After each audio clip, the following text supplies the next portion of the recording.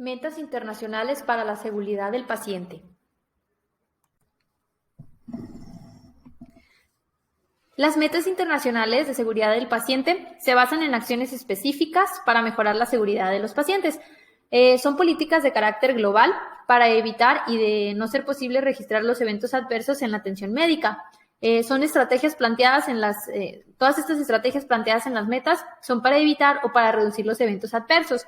Estas metas se manejan alrededor del mundo, en todos los hospitales del mundo, y son 6 las estipuladas a nivel internacional. Las metas internacionales para la seguridad del paciente son las siguientes. Las vamos a primero mencionar y después vamos a ir desglosando cada una de ellas y vamos a ver lo más importante de cada meta. Primero tenemos la meta internacional número 1, que es la identificación correcta de los pacientes. La meta internacional número 2, que es mejorar la comunicación efectiva. La meta internacional número 3, que es mejorar la seguridad de los medicamentos de alto riesgo. La meta internacional número 4, que son los procedimientos correctos. La meta internacional número 5, que es reducir el riesgo de las infecciones asociadas a la atención sanitaria, esto a través del lavado de manos. Y la meta internacional número 6, que es reducir el riesgo del daño del paciente por causa de caídas.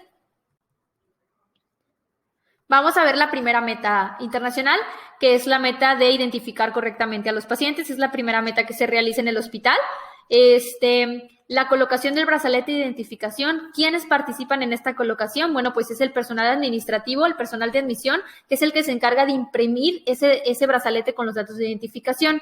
Los datos de identificación son el nombre completo y la fecha de nacimiento. Estos deben de ir en el brazalete de identificación del paciente. El personal administrativo, para poder colocar esos datos, tiene que pedir una identificación oficial. La que más se utiliza es la INE, para poder corroborar esos datos al momento del registro y hacer el brazalete de identificación del paciente, que contiene esos 2 datos y el folio.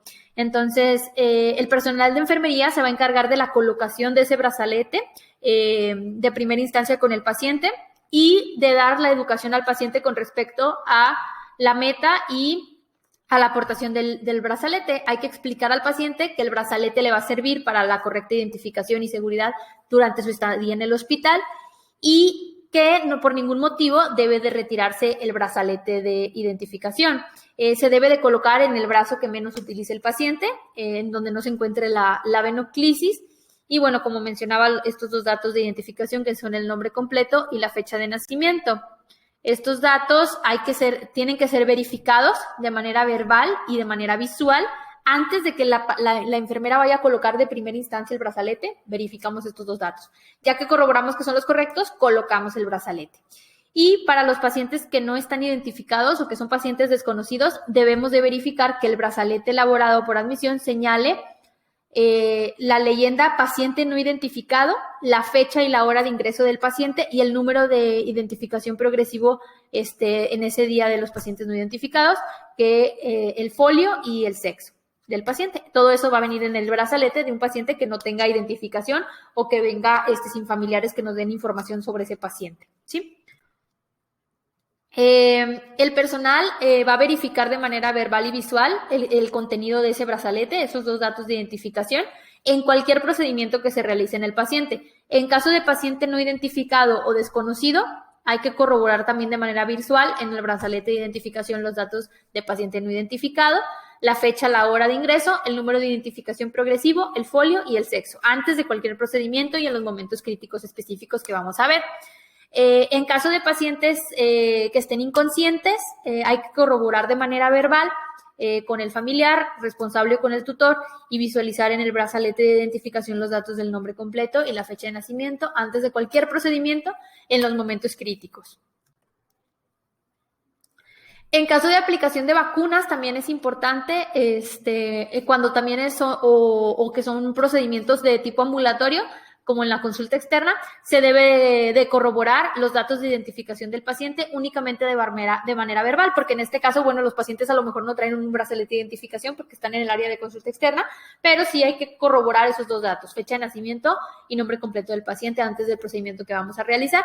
En el caso de la identificación del paciente antes de la entrega de dietas, también se corrobora esta identificación por el personal de nutrición, pero solamente se hace de manera verbal, no se hace de manera visual para evitar ahí lo que viene siendo la contaminación. Para la identificación del recién nacido, bueno, pues ahí tenemos un proceso específico de colocación del brazalete de identificación del recién nacido, en el cual, bueno, pues tenemos el parecito de brazaletes en el que le ponemos uno a la mamá y uno al bebé y se corrobora tanto el nombre de la paciente como también se corrobora el brazaletito del bebé. El de la mamá con el del bebé corroboran los datos para que sea el mismo con el mismo número de folio. ¿Cuáles son esos momentos críticos en los que vamos a hacer la identificación del paciente? Lo vamos a hacer en los enlaces de turno. Aquí lo hace la enfermera en todas las áreas, en áreas de hospital, en urgencias y en el área de cunas. También antes de la administración de todo tipo de medicamentos, lo va a hacer tanto el personal de enfermería como el personal médico. También, bueno, es igual en todas las áreas, hospital, urgencias, cuna, quirófano, UCI, NUCIA, hemodiálisis, hemodinamia, quimioterapia, endoscopía, todas las áreas de hospital. Igual en estas áreas se va a revisar en la administración de infusiones intravenosas y en la transfusión de sangre. También se tiene que hacer la identificación. Otro de los momentos críticos es antes del inicio de la sesión de hemodiálisis y terapia de reemplazo renal con hemodiálisis. Aquí lo haría el personal de enfermería y médicos del área de hemodiálisis. Antes de la extracción de muestras para análisis clínicos, aquí lo haría el personal de enfermería en caso o el personal de laboratorio en caso en el área de laboratorio. También en todas estas áreas. Antes de la realización de estudios de gabinete, aquí lo haría el personal de enfermería, de igual manera el personal de imagenología. Otro de los momentos críticos es antes de los traslados, tanto internos como externos en el hospital. Aquí lo haría el personal de enfermería, el personal de médicos y el personal de camillero que se encuentra haciendo el traslado. Antes de la entrega de dietas también, el personal de nutrición. En la aplicación de vacunas, el personal de enfermería de medicina preventiva y cualquier tratamiento o procedimiento invasivo o de alto riesgo, como procedimientos quirúrgicos, toma de biopsias, procedimientos dermatológicos, odontológicos, colocación o retiro de dispositivos como la sonda pleural, la sonda urinaria, el catéter, los dispositivos intrauterinos o catéteres en hemodiálisis o la colocación de accesos vasculares. También antes de estos hay que hacer esa corroboración de el nombre completo y la fecha de nacimiento. Y en los manejos de cadáveres también. Aquí el personal de enfermería, el personal de camillero, también debe hacer ahí la verificación. Eso es lo que tenemos de meta 1. Vamos a pasar a la siguiente meta. Tenemos la segunda meta, que es la meta 2, que es mejorar la comunicación efectiva. Aquí, bueno, la comunicación efectiva en indicaciones médicas, reportes orales y telefónicos específicamente. Aquí, bueno, es un procedimiento en el que se especifican todo lo que se necesita para que el personal médico, personal de laboratorio, personal de rayos X o de enfermería, etcétera, se hagan lo que son las indicaciones o reportes orales o telefónicos del paciente con el objetivo de prevenir esos errores que se puedan dar en estos procesos. Tenemos cuatro etapas del proceso, que sería escuchar, escribir, leer y confirmar eso que nos están haciendo llegar o esa información. El siguiente formato es el formato de Enfermería 083, que es el formato que utilizamos como constancia de esa comunicación efectiva que hay. Y bueno, pues hay que documentarlo para que quede esa orden o esa indicación en el expediente clínico. Recordando que, bueno, el expediente clínico es una de nuestras herramientas de trabajo. Entonces tenemos ahí lo que es el nombre del paciente, la fecha de nacimiento, el folio, se pone ahí la fecha en que se está emitiendo el mensaje, la hora en que se está emitiendo el mensaje, tenemos el nombre de quien está recibiendo ese mensaje, qué puesto tiene, el servicio de departamento del que pertenece y el mensaje que estamos recibiendo. Si es un mensaje, por ejemplo, de que, oye, pues hay que tomar un Destroxis al paciente cada tanto tiempo o hay que sacarle este estudio al paciente, pues se pone ahí. En los cuadritos de abajo viene por si hay necesidad de que, oye, que el paciente trae dolor y necesitamos que se le agregue al paciente algo para el dolor, etcétera, un analgésico. Bueno, pues se pone ahí en el cuadrito lo que es el nombre del medicamento, la dosis, la vía de administración, cómo se va a estar dando o lo que está prescribiéndome el doctor por vía oral o telefónica. Y luego tenemos ahí los pasos del proceso en el cual se lee el mensaje que yo estoy recibiendo, ya que lo puse ahí. Quien está dándome el mensaje me confirma que es correcto y, bueno, marco el mensaje como correcto. Una vez que termina el proceso, el personal médico o la persona que esté emitiendo el mensaje viene y firma la hoja donde está dando esa indicación. Estos formatos se anexan al expediente clínico.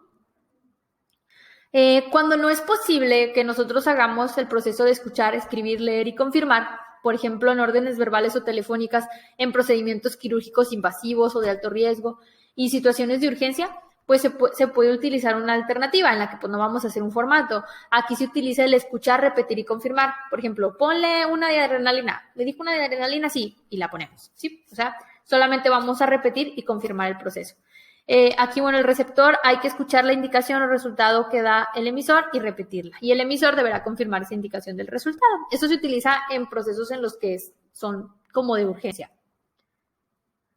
¿En qué áreas? Bueno, pues se puede utilizar en el área de quirófano, pues tenemos que hay que recibir indicaciones médicas o clínicas de manera verbal durante procedimientos quirúrgicos invasivos o de alto riesgo, que es cuando usaríamos el de escuchar, repetir y confirmar.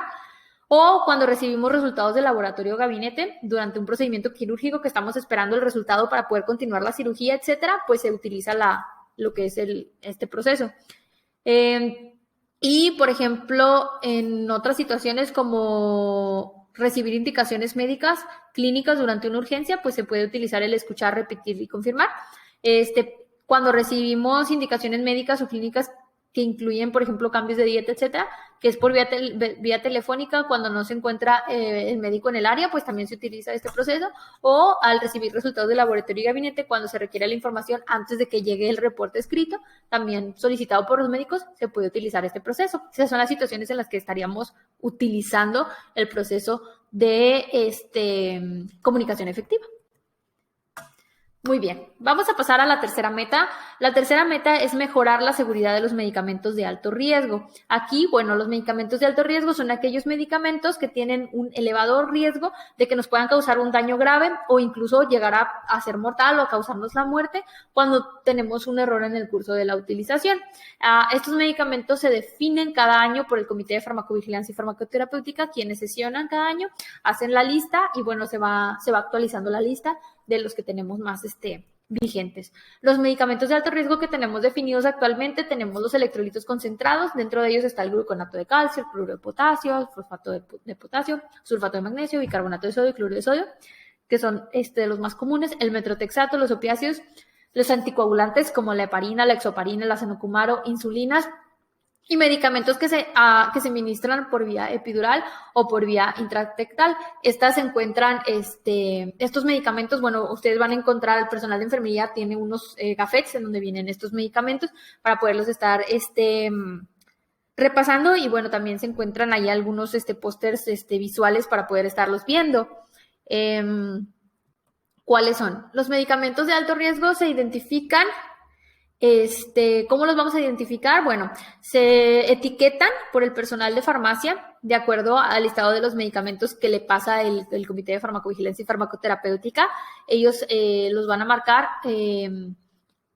con una etiqueta circular de color rojo, con la cual son identificados por el personal de enfermería al ser recibidos para ser utilizados por los pacientes que los tienen indicados en el turno. Entonces, esos medicamentos traen su calca, que es un circulito color rojo, que lo identifica con un medicamento de alto riesgo. ¿Dónde se almacenan? Bueno, se van a resguardar en las centrales de enfermería en una gaveta con una etiqueta que se dice alto riesgo, que está bajo llave. El tiempo de permanecer en estas áreas donde se preparan y ministran es de 2 horas a cuando se solicitan, según la prescripción y el horario que dictamina el médico. No pueden estar más de 2 horas en las áreas estos medicamentos por cuestiones de seguridad. Entonces, cuando se van a pedir, se piden con anticipación, están solamente máximo 2 horas y bueno, hasta que se tengan que ministrar. ¿Sí? ¿Cómo se transcriben las órdenes? Las órdenes se van a transcribir después de que el médico prescribe su medicamento de alto riesgo, el personal de enfermería debe de transcribirlos al Cardex. Entonces, cuando se hace la transcripción del Cardex, si es un medicamento de alto riesgo, lo que tenemos que hacer es que vamos a marcar estos medicamentos en la nota de evolución que hizo el médico, donde nos da la indicación, donde está la indicación, y en el Cardex los vamos a marcar con un marcatextos color rosa para identificarlos nosotros en nuestra transcripción, que son medicamentos de alto riesgo. Entonces, tanto en la nota donde está poniendo el médico la indicación como en mi Cardex, están marcados con un marcatextos color rosa. Y luego después me entregan el medicamento marcado con la calca del círculo de color rojo y lo guardo en las gavetas especiales. ¿Cómo se va a administrar? Bueno, la administración de medicamentos de alto riesgo se hace a través de la doble revisión, en donde una persona va a revisar el trabajo de otra. Esta doble revisión, una enfermera revisa cómo la otra hace el trabajo. Se hace tanto en la preparación del medicamento como cuando ya lo voy a administrar. En las dos partes del proceso tengo que yo verificar, hacer la doble revisión. ¿Sí? El personal de enfermería, bueno, pues para toda la administración de medicamentos debe respetar y poner en práctica, no nada más con los de alto riesgo, pero en general, lo que son los 5 correctos, que de igual manera tenemos nuestros apoyos visuales, lo que es ministrar el medicamento correcto, ministrar el medicamento al paciente correcto, la dosis correcta, la vía correcta y la hora correcta, que esos serían los 5 correctos para la administración segura de los medicamentos. Hay que recordar que hay que registrar todos los medicamentos que se ministren, hay que informar e instruir al paciente sobre los medicamentos que está recibiendo, hay que comprobar que el paciente no toma ningún medicamento ajeno al prescrito antes. De hecho, tenemos, nuestro proceso de conciliación de medicamento para ver qué medicamentos tomaba el paciente antes y que no se vayan a duplicar o que nos vayamos a omitir algún medicamento importante. Y investigar si el paciente padece alergia o descartar alguna interacción farmacológica. Aquí es importante mencionarles que cuando el paciente es alérgico a algún medicamento, se coloca el triángulo que ven ahí en la pantalla, de color rojo, donde dice alergia positivo, se coloca en la hoja frontal del expediente y se escribe a un lado a qué es alérgico el paciente, a qué medicamento es alérgico, para tomarlo en cuenta al momento de la prescripción y de la administración de los medicamentos. Es importante recordar algunas reglas que tenemos dentro del sistema de medicación, que si bien no están dentro de esta meta, pues sí son parte de la seguridad de los medicamentos, no solo de alto riesgo, sino de toda la administración del hospital. Tenemos que no se autoadministran medicamentos dentro del hospital, no se administran muestras médicas y no se administran medicamentos que el paciente traiga consigo. Tenemos un proceso especial para eso. Si el paciente trae algún medicamento crónico, etcétera, que él maneje, el medicamento no puede ingresar al hospital, tendría que recetarlo el médico, y esto es una razón, por razones muy importantes, como el que no sabemos qué conservación tenga ese medicamento, qué conservación le dieron en su casa, si se asoleó o no se asoleó, si se refrigeró, si no se refrigeró, en caso de requerir red fría. Entonces se pide una autorización al área de dirección, en donde se le pide poder ingresar esos medicamentos que pues a lo mejor no se tienen aquí en el hospital porque a lo mejor es un medicamento de otro lado, etcétera, no sé. Se pide una autorización para que pueda ingresar el medicamento. Si se autoriza la entrega, se entregaría ese medicamento al área de enfermería, y el personal de enfermería, el médico prescribiría cómo se daría, y el personal de enfermería sería la persona que administraría ese medicamento, porque se tiene que cerciorar que se esté tomando los medicamentos indicados. ¿Sí? Y como regla y súper importante, antes de preparar y de administrar un medicamento, hay que realizar el lavado de manos como regla. Y muy importante, las áreas en donde se están haciendo donde se van a preparar los medicamentos, que sean áreas que estén seguras, que estén limpias, para poder hacer esta preparación y esta administración de los medicamentos. Vamos a pasar a la siguiente meta internacional, que es la meta internacional número 4, seguridad quirúrgica. Bueno, en esta meta también se le conoce como procedimientos correctos, porque no solamente incluye los procedimientos de quirófano, sino también procedimientos que se hacen fuera del quirófano, o otro tipo de procedimientos como, por ejemplo, las endoscopías o, por ejemplo, la hemodiálisis, etcétera. Entonces, para los procedimientos seguros tenemos lo que es el protocolo universal, que está lo que es el marcado del sitio quirúrgico, la lista de verificación preprocedimiento y el timeout, que son parte de esos procesos que se manejan dentro del hospital para brindar esos procedimientos correctos. Vamos a empezar con el primero, que es el marcado del sitio quirúrgico. Aquí en el marcado del sitio quirúrgico tenemos que es la colocación de una marca en la parte del cuerpo donde vamos a realizar el procedimiento quirúrgico. El objetivo es pues que se haga la cirugía en el sitio correcto donde se debe de hacer. La persona que va a hacer el marcado es el médico, ¿sí? Entonces, aquí, ¿cuándo tenemos que hacer el marcado? El marcado se hace cuando tenemos casos relacionados con lateralidad, ya sea de miembros u órganos, por ejemplo, izquierdo o derecho. estructuras múltiples, por ejemplo, dedos de las manos, dedos de los pies, o niveles múltiples, como por ejemplo en la columna vertebral. Es cuando vamos a tener que hacer el marcado del sitio quirúrgico. ¿Cuándo lo vamos a hacer? Se tiene que hacer antes de que el paciente sea trasladado a la sala quirúrgica, estando el paciente despierto y consciente de que se le está haciendo el marcado. Esto siempre que sea posible, o en presencia ya sea del tutor o del responsable cuando el paciente no se encuentre en esas condiciones que permita participar en el proceso de marcaje, pero es importante que ellos estén viendo cuando se hace el marcado. El marcado del sitio anatómico puede omitirse en ciertas situaciones, como lo es en una cirugía de urgencias para no demorar la cirugía, cuando la lesión es claramente visible, un procedimiento de mínima invasión en órgano interno bilateral por vía de acceso percutáneo o por orificio natural, cuando el marcado es técnicamente o anatómicamente imposible, en pacientes prematuros porque nos puede causar una marca que quede de manera permanente en el pacientito.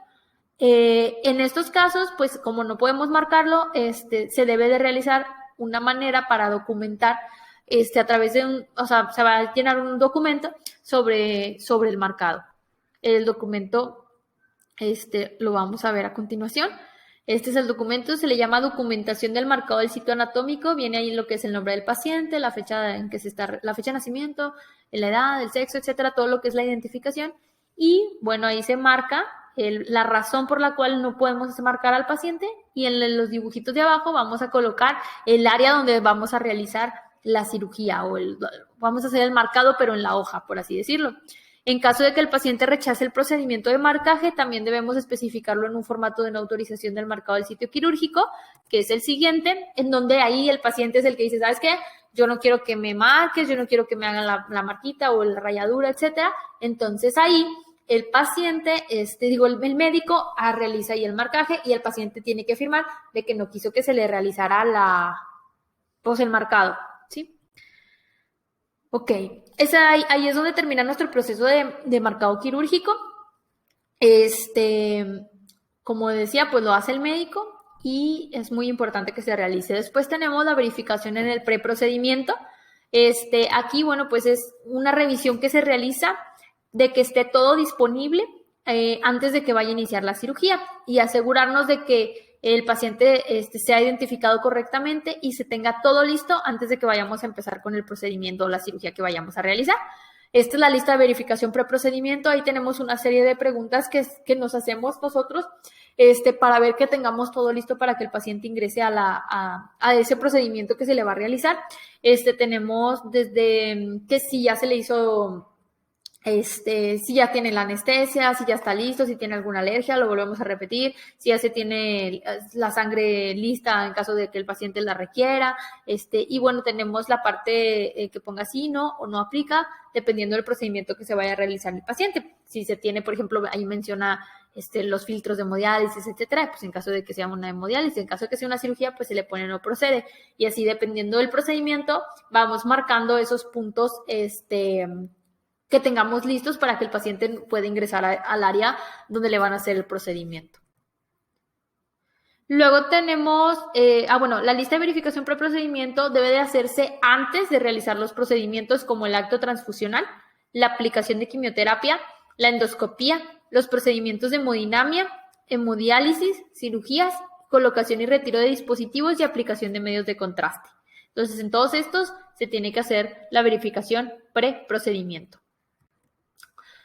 Luego tenemos lo que es la hojita de lo que es el timeout. El timeout se divide en 3 partes, lo que viene siendo la entrada, la pausa y la salida. Y esta es como una lista de verificación que se realiza antes de que el paciente, en la entrada es antes de que el paciente entre a lo que es el área, antes de que el paciente se vaya a operar. La pausa es una pausa que se hace justo antes de abrir al paciente, y la salida es cuando se termina ya lo que es la cirugía. Se hace ahí una lista de verificación que hace el personal de enfermería, que es el circulante, y necesita estar presente el cirujano, el anestesiólogo y el personal de enfermería que está en el team quirúrgico para realizar este timeout en el que revisan que esté todo listo antes de iniciar la cirugía, al momento en que voy a empezar específicamente antes de abrir, y al terminar la cirugía, si está el conteo de gasas, si ya se tiene todo listo, si se etiquetaron las muestras, si se mandó. Entonces se hace toda esta lista y se envía, y se coloca en el expediente clínico para saber y cerciorarnos de que ya el paciente lleva todo lo necesario. El timeout debe realizarse en el proceso de transfer. Tenemos diferentes timeouts. El timeout que vieron ustedes en la imagen anterior es el timeout que se realiza en quirófano. Pero también tenemos timeout con cosas específicas o con cosas específicas a verificar en otros procesos, como lo que es la transfusión de sangre, la terapia de reemplazo por hemodiálisis, procedimientos quirúrgicos, la colocación y retiro de dispositivos. Aquí entra lo que es cuando es sonda pleural, urinaria, catéter, DIU, estudios de gabinete o de contraste, colocación de accesos vasculares, retiro de dispositivos, tratamientos oncológicos, endoscopía y hemodinámica. Ok, pasamos a la quinta meta internacional, que es reducir el riesgo de infecciones nosocomiales a través de lo que es el lavado de manos. Aquí, bueno, tenemos que el lavado de manos es el proceso en el que eliminamos el mayor número de microorganismos de las manos por efecto del lavado mecánico. ¿Qué se logra con la higiene de manos? Bueno, eliminamos la flora transitoria, disminuimos la flora residente, evitamos contaminación de materiales, equipos y superficies, prevenimos infecciones en los pacientes y también en el personal. Es muy importante que el lavado de manos se haga en los 5 momentos especificados para la higiene de manos que tenemos definidos por la Organización Mundial de la Salud, que es antes de tocar al paciente, después de tocar al paciente, antes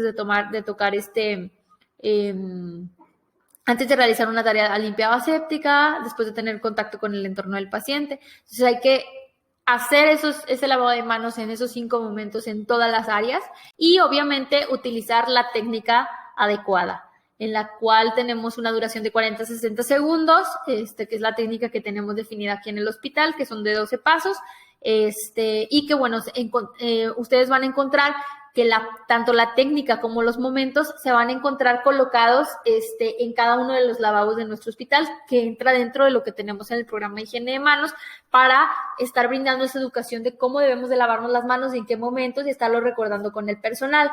También se realiza educación al paciente y su familia sobre el lavado de manos con la entrega de la información impresa, para que el paciente también y el familiar haga y realice el lavado de manos de manera correcta, que también es importante. La siguiente meta es la meta internacional número 6, que es la prevención de caídas. Aquí, bueno, es la meta en donde se definen las acciones con el propósito de detectar e identificar los pacientes que tienen riesgo de caídas, que se atienden aquí en el hospital, y ver qué medidas vamos a tener para ayudarlos. El protocolo para el riesgo de caídas incluye la valoración del paciente, que es la aplicación de un cuestionario para clasificar al paciente por riesgo. De acuerdo al resultado, tenemos la colocación de un código, ya sea rojo o amarillo, aplicar las medidas de prevención con el formatito de enfermería 063. Ahí vamos, en ese es en el que se hace la evaluación, colocamos el riesgo y de acuerdo al riesgo establecemos las medidas de prevención. Y luego tenemos otro punto que es la revaloración. O sea, una vez que evaluamos y catalogamos, después tenemos que estar revalorando al paciente, porque conforme va pasando a diferentes áreas o en diferentes estados fisiológicos, el paciente puede tener un riesgo de caídas diferente, ¿sí? ¿Cuándo vamos a valorar el riesgo de caídas? Se realiza al ingreso del paciente, o sea, cuando el paciente ingresa, y lo revaloramos en cada cambio de turno y cuando sea necesario. Cuando hay algún cambio en el estado fisiológico del paciente o cuando se termina algún tratamiento o algún procedimiento que se haya realizado, se tiene que volver a evaluar ese paciente. El formatito que utilizamos es el siguiente. En este formato tenemos en el lado derecho, ahí pueden ver todo lo que son los puntos que vamos a revisar. Para ver si el paciente tiene riesgo de caídas. Se coloca ahí una palomita si el paciente tiene alguno de estos puntos. En caso de que tenga alguno de estos puntos, se coloca con uno solo que tenga de estos, el paciente se clasificaría como alto riesgo en la parte de abajo donde está el circulito de color rojo. para nosotros sería un alto riesgo. Y bueno, ahí en donde dice turno matutino, en la primera columna colocaríamos ahí que el paciente tiene alto riesgo con una palomita. Enseguida, como el paciente tiene alto riesgo, en caso de que el paciente, que haya algún cambio fisiológico del paciente, el estado fisiológico, o que se termine un proceso, o que sea algún procedimiento, etcétera, pues se tiene que revalorar al paciente y tenemos por ahí 4 espacios consecutivos para revalorar al paciente en esos casos en los que sea necesario. También se revalúa cuando hay cambio de área, entonces pues ahí se revalúa. Y pues la evaluación está establecida por turno. Entonces ahí tenemos para el turno matutino, para el turno vespertino y para el turno nocturno. Se coloca la fecha en la parte superior y ya colocamos ahí todo lo que el turno. O sea, colocamos ahí la evaluación, el tipo de riesgo que nos salió. En caso de que nos haya salido un riesgo alto, pues hay que aplicar el protocolo para la prevención. Tenemos que si es un riesgo alto, tenemos lo que es el círculo rojo y si es un riesgo bajo es el círculo amarillo. Recordando que tenemos aquí en el hospital nuestro sistema de semaforización por formas y colores en la hoja frontal del expediente y colocaríamos una calcamonía de un círculo del color que sea el riesgo del paciente en la hoja frontal para identificar cuál es el riesgo de caídas de ese personal, de ese paciente. Obviamente, si cambia el riesgo, hay que actualizar la calcamonía que se encuentra en la hoja frontal para que siempre concuerde con la evaluación que estamos teniendo, que estamos haciendo. Recordando que al momento en que nosotros abrimos el expediente, vemos la hoja frontal y sabemos cuál es el riesgo de caídas, el riesgo de úlceras, si es alérgico a algo, si es un paciente vulnerable de alto riesgo, todo lo podemos ver dentro de la hoja frontal del expediente. Pasamos a la siguiente meta, que es una meta agregada que tenemos nosotros aquí en el hospital, que es la de prevención de úlceras. Aquí la tenemos como un conjunto de acciones que debe realizar el personal de enfermería para prevenir úlceras por presión en pacientes que están hospitalizados aquí en el hospital, aquí en nuestro hospital. Se valora el riesgo para desarrollar úlceras por presión del paciente. Por turno se realiza utilizando la escala de Braden y deben colocar la etiqueta correspondiente en la hoja frontal del expediente clínico como para nuestra semaforización. Tenemos el rectángulo de color amarillo, que es un riesgo medio, el verde, que es un riesgo bajo, y el rojo, que es un riesgo alto de úlceras. Entonces lo indicamos ahí. Este es el formatito que utilizamos. Ahí se coloca la fecha, el turno y se coloca la persona que está haciendo la evaluación y qué riesgo presentó el paciente. En la parte de abajo del formato se encuentra la escala de Braden, que es con la que realizamos esta evaluación para saber qué riesgo tiene el paciente. Checamos diferentes puntos dentro de esta escala.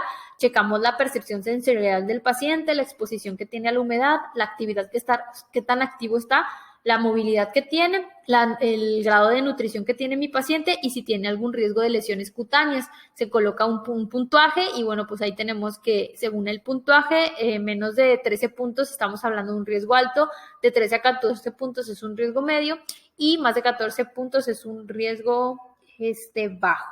Entonces ya catalogamos a nuestro paciente y en base a eso, si el paciente nos toca que tiene un riesgo alto, activamos protocolo para evitar úlceras. En caso de que mi paciente tenga un riesgo alto de úlceras, ¿cuál es mi protocolo? Bueno, pues vamos a poner como protocolo lo que es el poner los cambios de postura cada 2 horas, algunos productos de barrera como pasta Lázar, que se utilizan para alivianar el grado de grosura, educar al paciente, al familiar sobre no estar haciendo masajes en las zonas o en los puntos de presión. También existen, por ejemplo, los colchones de presiones alternas o las cuñas que se utilizan para disminuir ahí la presión. Es muy importante también mencionar que ya no se utilizan, por ejemplo, las donas que antes se utilizaban porque disminuyen el riesgo sanguíneo del área y hacen que la úlcera se haga más grande. Entonces, tenemos este protocolo a activar en caso de tener un riesgo alto de úlceras en esas zonas.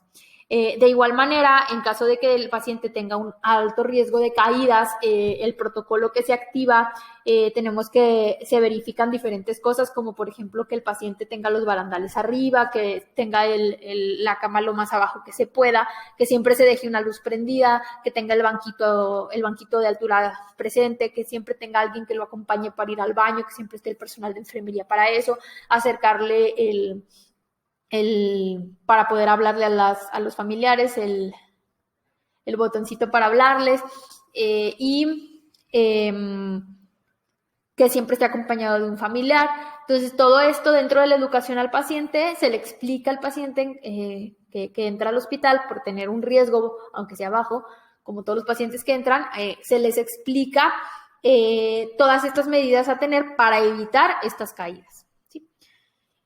Muy bien, eso sería todo de metas internacionales. Dentro de esta presentación también vamos a ver lo que son los derechos del paciente, y me gustaría que los recordáramos porque es algo que a veces damos por hecho y es importante estarlos recordando para ver cuáles son, que los respetemos como debe de ser. Y bueno, vamos a comenzar a repasar estos derechos. Primero tenemos el primer derecho del paciente, que es el recibir atención médica adecuada. Aquí el paciente tiene derecho a que la atención que se le brinda se le otorgue por personal que esté preparado, de acuerdo a las necesidades de su estado de salud y a la situación de la que se le está brindando, cómo se le está brindando la atención. Debe ser informado cuando requiera referencias a otro médico, que el personal que lo esté atendiendo sepa sobre lo que está viendo. Si es necesario referirlo con algún otro especialista, referirlo con el especialista que necesite, según lo que el paciente vaya presentando. El siguiente derecho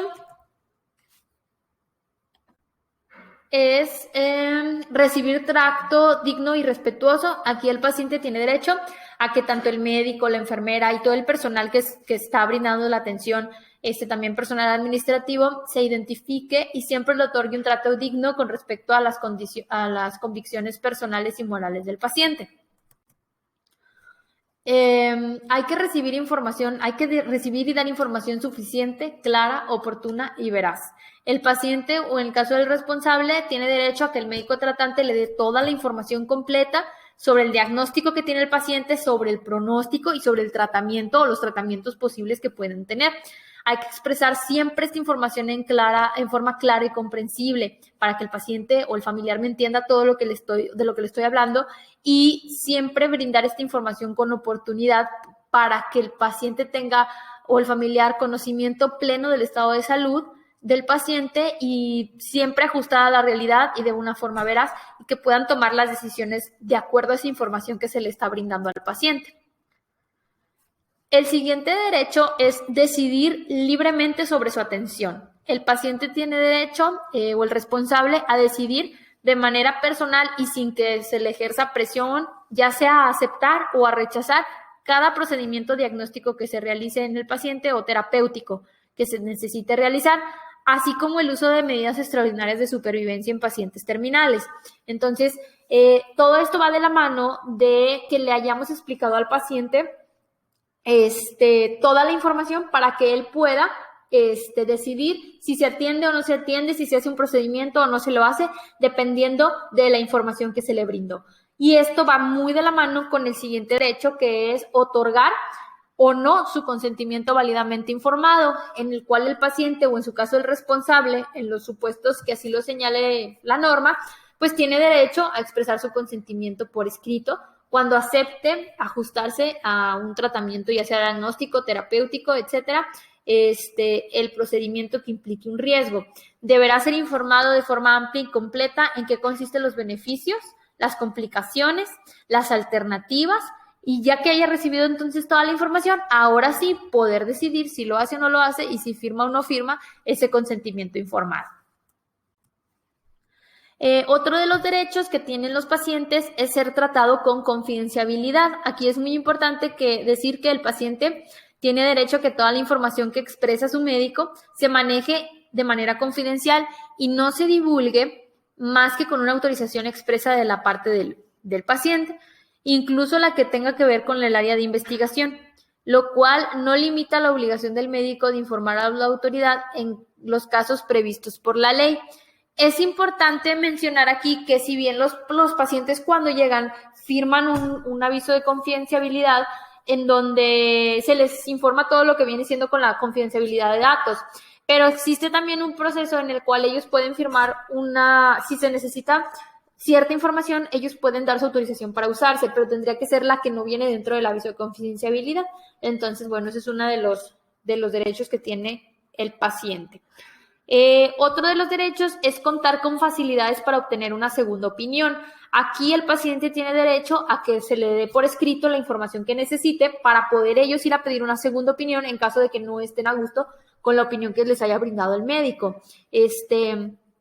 Y bueno, pues el médico acá tiene la obligación de entregar esa información al paciente. Otro de los derechos es recibir atención médica en caso de urgencias. Cuando esté en peligro la vida, un órgano o una función, el paciente tiene derecho a recibir atención médica de urgencias en cualquier hospital, en cualquier establecimiento de salud, sea público o sea privado, con el propósito de estabilizar las condiciones del paciente. Y una vez que el paciente esté estabilizado, ahora sí, ya se canaliza hacia la derechohabiencia o hacia el hospital que el paciente más o así lo prefiera, ¿sí? Otro de los derechos es contar con un expediente clínico. Aquí el paciente tiene derecho a que todo lo que se refiere a su atención pues se tenga documentado en un expediente clínico de manera legible y conforme a la normatividad aplicable, que en este caso es la que viene en la norma oficial mexicana 004. Entonces, aquí es importante mencionar que si bien toda la información que esté en el expediente clínico es del paciente, el expediente clínico es del hospital, en el sentido de que nosotros no podemos prestar ese expediente a otras personas que no sean las personas que tienen ese autorización para utilizar el expediente clínico. ¿Quiénes tienen la autorización de usar el expediente clínico? Los médicos tratantes, los médicos interconsultantes, los médicos internos de pregrado aquí en el hospital, el personal de enfermería, el personal de calidad que revisa los expedientes, el personal de administración que checa los expedientes para los análisis de cuentas y personal de nutrición o personal del área de psicología que están dentro de los interconsultantes. Pero solamente son las únicas personas que pueden tener acceso a ese expediente clínico. Si alguien solicita alguna información del expediente clínico, con mucho gusto, hay un proceso para eso. Hay que canalizar a las personas desde el área administrativa para que soliciten la información y se les pueda brindar de manera oportuna sin ningún problema, pero siempre a través de un proceso. El siguiente derecho es ser atendido cuando se inconforme por la atención médica recibida, que en caso de que no le haya gustado la atención, pues el paciente tiene derecho a quejarse y tanto así también tiene derecho a, después de quejarse, pues poder hasta demandar en caso de que no le haya gustado la atención que le hayan brindado. Esos son los derechos del paciente y las metas internacionales de seguridad en el paciente. Espero que la plática les haya gustado, les haya funcionado en esta nueva modalidad.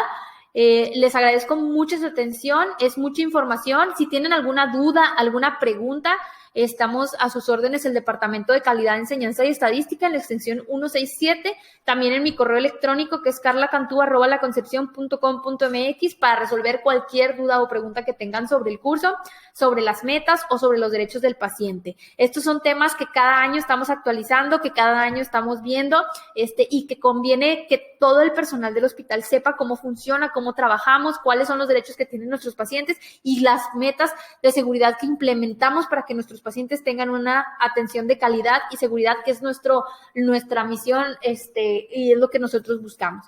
Entonces, les agradezco muchísimo su atención. Les pedimos que pongan en el link que se les va a enviar o en la misma, ya sea sus correos electrónicos a través de las jefaturas, les llegará por ahí un correo, un link para poder contestar la evaluación del curso, o bien si estamos en la plataforma, en la parte de abajo van a poner el link para que ustedes puedan ingresar a contestar la evaluación de este curso y poder corroborar su visualización. Muchísimas gracias.